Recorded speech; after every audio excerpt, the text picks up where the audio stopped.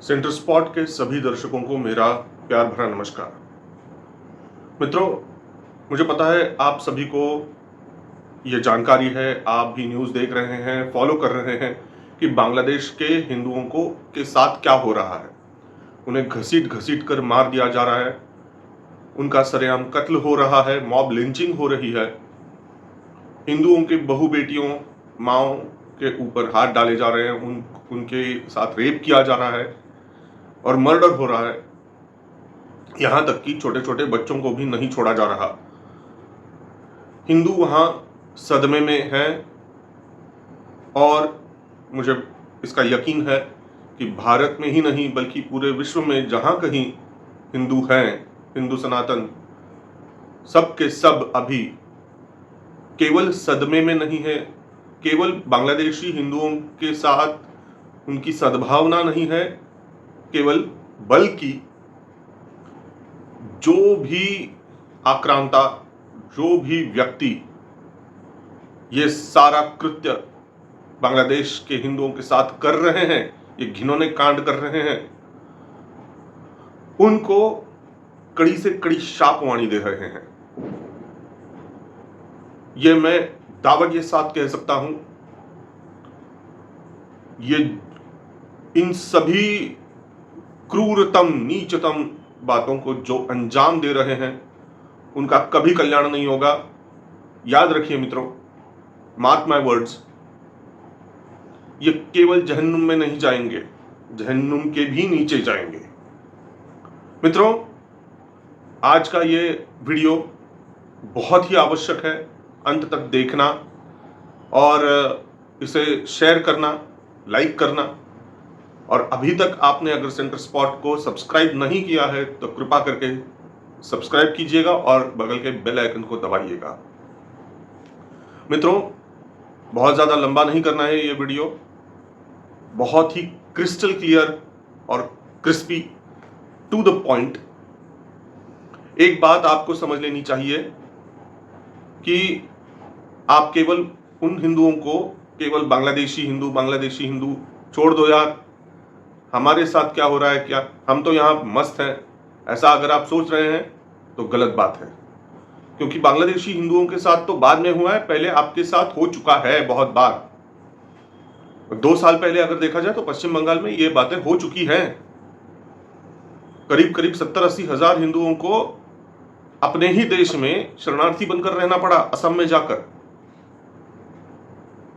ये बात अलग है कि भारत के बाकी सभी राज्यों के हिंदुओं का उनके साथ कोई कनेक्शन ही नहीं रहा, उन्होंने मतलब उसकी इतनी बड़ी न्यूज़ नहीं बनी और ना ही भारत के अन्य राज्यों के हिंदुओं ने इसे उतना गंभीरता से नहीं लिया।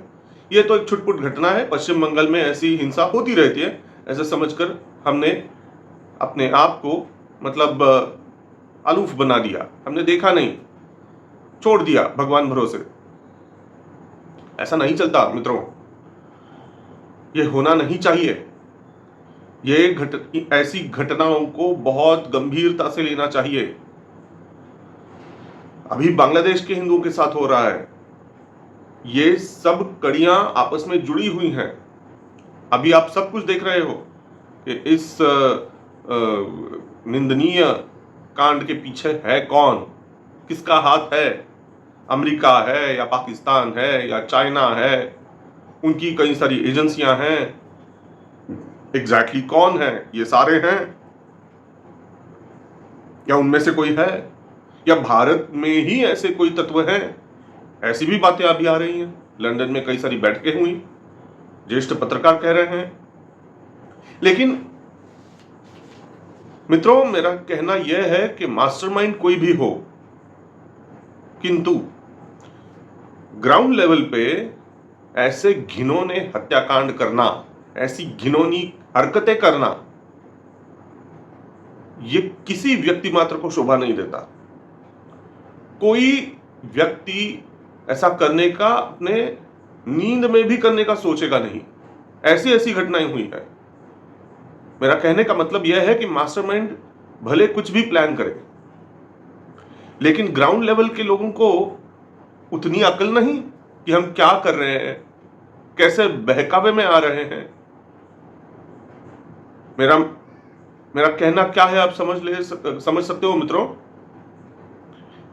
ये जो भी कुछ चल रहा है, भले मास्टरमाइंड का भी हाथ हो, लेकिन मैं दावे के साथ कह सकता हूं कि अगर मास्टरमाइंड होता भी ना हो तो यह कभी ना कभी होने वाला था, क्योंकि केवल बांग्लादेश में ही नहीं किंतु पूरे भारत में भी, पूरे भारतीय उपमहाद्वीप में, जिसे साउथ एशिया कहा जाता है आजकल, इस सभी क्षेत्र में ऐसे तत्व हैं जो आप हिंदुओं को समाप्त करने की साजिश रच रहे हैं। अभी की बात नहीं है, बहुत सालों से उनकी योजना है और उस योजना पे वो काम भी कर रहे थे, आपको पता है। यह बात अलग है कि आप नींद में थे। आपको लग रहा है कि गए 10 सालों से आप थोड़ा थोड़ा हल्का हल्का अपनी आंखों से देख रहे हो सारे विश्व को, ऐसा आपको लग रहा है। आपको लग रहा है कि आप मास्टर स्ट्रोक कर रहे हो, लेकिन दोस्तों दुनिया बहुत आगे निकल चुकी है। आपके घर में भी बहुत सारे भेदी हैं जो आपको समाप्त करने पे तुले हैं, और यह सत्य है, यह किसी से छुपा हुआ नहीं है। दोस्तों अभी जो बांग्लादेश के हालात है उसे देखते हुए मुझे ऐसा लगता है, और ना केवल मुझे बल्कि कई सारे ऐसे विशेषज्ञ हैं जियोपॉलिटिक्स के, उनका सभी का इस बात पे मानना है कि हमारी जो चिकन नेक है, सिलीगुड़ी कॉरिडोर, यानी कि ऐसा क्षेत्र जो हमारा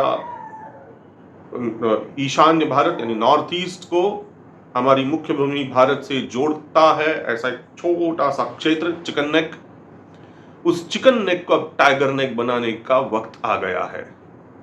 चिकन नेक को थोड़ा बड़ा करने की जरूरत है और यही टाइम है, यही मौका है। मौके पे चौका मारने की जरूरत है, और यह मौका अभी छोड़ दिया तो बाद में कब मिलेगा पता नहीं।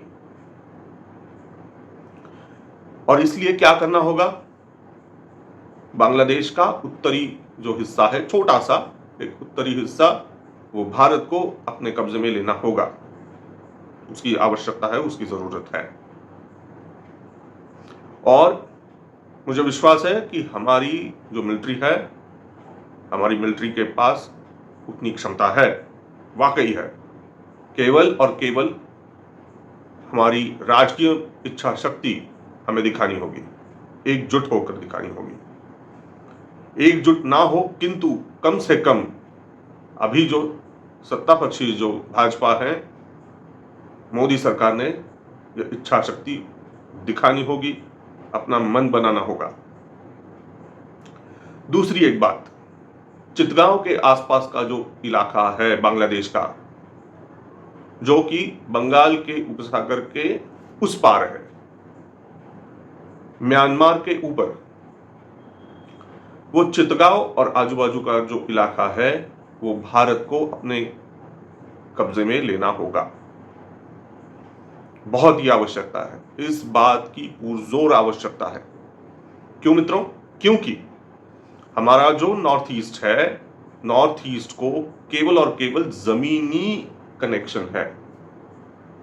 बाकी बचे भारत से नॉर्थ ईस्ट का केवल जमीनी कनेक्शन है, और वो भी चिकन नेक से। आप भले ही चिकन नेक को टाइगर नेक बना दो, चिकन नेक को चौड़ा बना दो, फिर भी केवल जमीनी कनेक्शन का ऑप्शन होना चाहिए? नहीं दोस्तों, नॉर्थ ईस्ट का कनेक्शन सागरी कनेक्शन भी होना चाहिए, सी कनेक्शन, सी रूट भी होना चाहिए।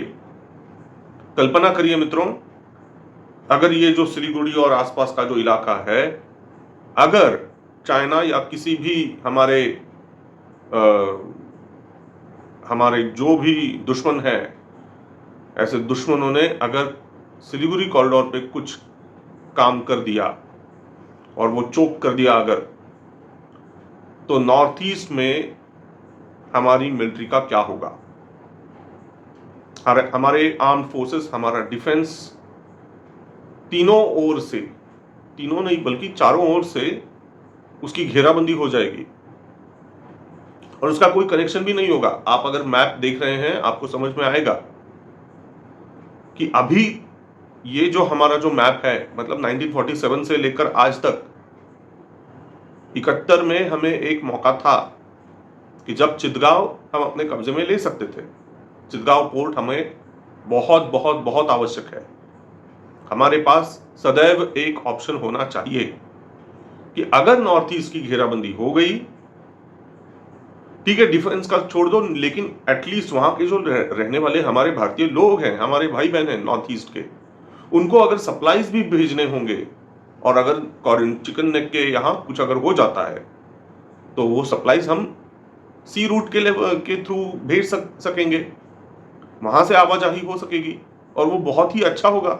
नॉर्थ ईस्ट से सारा जो व्यापार है वो चितगांव के जरिए बहुत ही अच्छी तरह से पूरे विश्व में ट्रेड अच्छी तरह से हो सकेगा। तो दोस्तों, चितगांव भी हमें हमारे कब्जे में लेने की बहुत बहुत आवश्यकता है। मुझे ये गारंटी है और मुझे विश्वास है आप सभी को इसका अंदेशा है कि ये चितगांव और वो नॉर्थ बांग्लादेश का जो छोटा सा हिस्सा है वो हमारे कब्जे में लेने के लिए और दूसरा कोई रास्ता नहीं है, केवल और केवल मिलिट्री ऑप्शन ही है, केवल और केवल आर्म्ड ऑप्शन है। चर्चा के जरिए और वो राजनयिक ऑप्शन के जरिए मिल बैठ के वार्तालाप करके इसका हल नहीं सुलझ सकता। भारत के सुरक्षा के लिए, हमारे जियोपॉलिटिकल इंटरेस्ट्स के लिए ये बहुत ही आवश्यक है। और इससे और क्या बात हो सकेगी दोस्तों, आप एक ध्यान में रखना, भारत में डायरेक्टली ये जो बांग्लादेश से आने वाले जो भी तत्व होंगे, यानी कि जो बांग्लादेशी हिंदू हैं, क्योंकि ऐसा लग रहा है कि भारत सरकार कुछ एक योजना बना रही है, क्योंकि भारत के हिंदुओं से एक प्रकार का दबाव भारत सरकार के ऊपर पड़ रहा है कि अभी जो हालात बन गए हैं बांग्लादेश में, उसे देखते हुए हमारे बांग्लादेशी हिंदू भाई बहनों को भारत में पनाह देने की आवश्यकता है, उन्हें भारतीय नागरिकता देने की आवश्यकता है। इस बात को लेकर अब भारत सरकार काफी गंभीरता से विचार कर रहा है। उनका तो प्रॉब्लम सॉल्व होगा, लेकिन भारत में जो हर दिन बांग्लादेशी मुस्लिम्स आते हैं, रोहिंग्या आते हैं, उन सबको चुन चुनकर उत्तर बांग्लादेश नहीं, केवल मुझे लगता है कि उन्हें बांग्लादेश में भेज देना चाहिए। ये जो भी रोहिंग्या होंगे, बांग्लादेशी मुस्लिम होंगे, उनको, और इलीगली आए हुए, अगर लीगली आते हैं और अगर भारत सरकार को लगता है कि वो ठीक है तो वो बात अलग है, लेकिन अगर इलीगली माइग्रेट होते हैं तो उनको चुन चुन के बांग्लादेश भेजना जरूरी है। मित्रों, ये होने की आवश्यकता है और इसके साथ ये भी हमें ध्यान रखना होगा कि एक खबर है, 1200 कट्टर आतंकवादी, जिहादी आतंकवादी बांग्लादेश की जेलों से, कम से कम 5 जेलों से वो छूट गए हैं। बहुत ही डेंजरस वो आतंकवादी हैं और आज तक का रिकॉर्ड देखा जाए तो आप समझ सकते हैं वो कहां जाएंगे। वो भारत ही आएंगे, पानी से आएंगे, हवा से आएंगे, जमीन से आएंगे, छुप छुप के आएंगे, कुछ भी करके यहाँ पे आएंगे और यहाँ पे धमाका करने का उनका प्लान होगा। वो यहाँ आएंगे तो क्या मोहब्बत की दुकान खोलने तो नहीं आएंगे, यहाँ पे आके फूलों के दस्ते तो नहीं देंगे। वो क्या देंगे? वो तो केवल बम देंगे, बारूद देंगे, ध्यान में रखना। तो अभी बहुत ही चौकन्ना होना पड़ेगा हमें, और हम सभी को तो भारत की सुरक्षा व्यवस्था, भारत की डिफेंस फोर्सेस पे बहुत अच्छा यकीन है अच्छा विश्वास है हमें, लेकिन एक जिम्मेदार नागरिक होने के हिसाब से के नाते हमें बहुत चौकन्ना होना पड़ेगा। दोस्तों, साथ ही साथ जो अभी बातें बांग्लादेश में हो रही है, बांग्लादेश के हिंदुओं के साथ हो रही है, एक हिंदू होने के नाते ऐसी नौबत हम पे ना आए, इसलिए कुछ बातें हमें करनी होंगी। हमें अपने आपस के जो भी कोई मसले होंगे उसे सुलझाने होंगे, और अगर ना भी सुलझे तो उन्हें निग्लेक्ट करना होगा। ऐसी छुटपुट बातों को निग्लेक्ट करना होगा, और केवल हम सब हिंदू हैं ये ध्यान में रखते हुए हमें मिल के आपस में एक गठजोड़ बनाना पड़ेगा। हमारे आपसी मतभेद कुछ भी हो, आपसी भेद कुछ भी हो, लेकिन हमें एक होना पड़ेगा। अरे ये तो वेज है, ये नॉन वेजी है, ये लहसुन खाता है, इसकी भाषा ये है, उसका रहन सहन वो है, उसकी जात ये है, उसका पंथ वो है, उसका राज्य ये है, उसका शहर वो है, ये ग्रामीण का है, ये शहरी है, ये भारत में रहता है, ये विदेश में रहता है, नहीं चलेगा। दोस्तों, मैं तो कहता हूं LGBTQ भी हो, फिर भी अगर वो हिंदू हो तो उसे जोड़ने की कोशिश करो। इतना ही नहीं, अगर वो लेफ्टिस्ट भी हो, मुझे गारंटी है एक तो बंदा होगा लेफ्टिस्टों में भी जिसने ये जो अभी बांग्लादेश में जो भी चल रहा है, क्योंकि उसमें लेफ्टिस्ट लोगों को भी चुन चुन के मार रहे हैं। वो जो जिहादी आतंकवादी हैं बांग्लादेश में, वो अभी लेफ्टिस्टों को भी मार रहे हैं, लेफ्टिस्ट मुसलमानों को भी मार रहे हैं आवामी लीग के। तो हम और आप क्या हैं? कुछ भी नहीं। तो दोस्तों, मेरा आपसे निवेदन है, एक कविता के माध्यम से आपको बताना चाहता हूं। ये कविता तो पहले बनाई थी, 2021 में बनाई थी, लेकिन अभी भी ये समर्पक है। ध्यान से सुनिएगा, और अगर अच्छी लगे तो केवल ताली मत बजाना, मन में ये बात गुंदवा देना, और ये कविता अपने सारे रिश्तेदारों को, अपने सारे दोस्तों को भेज देना बहुत ही आवश्यक है। हर एक हिंदू के लिए आवश्यक है यह कविता। नहीं शूद्र और ना क्षत्रिय, वैश्य नहीं और ना ही ब्राह्मण, नहीं शूद्र और ना क्षत्रिय, वैश्य नहीं और ना ही ब्राह्मण, ध्यान रहे यदि भूल गए तो हिंदू कण कण हिंदू जनगण।